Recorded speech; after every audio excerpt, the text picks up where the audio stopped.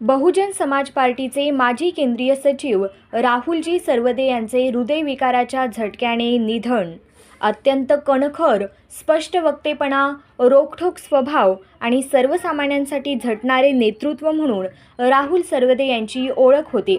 Bahujan Samaj party Solapur जिल्ह्यामध्ये खऱ्या अर्थाने राहुल सरवदे यांनी रुजवली।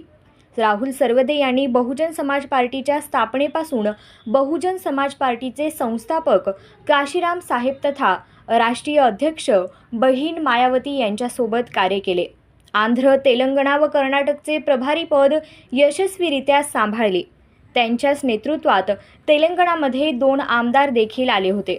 त्यांनी मागील काळात BSPच्या माध्यमातून सोलापूर लोकसभा निवडणूक देखील लढवली होती। राहुल सरवदे साहेबांना माय सोलापूरकडून क्रांतिकारी जय भीम।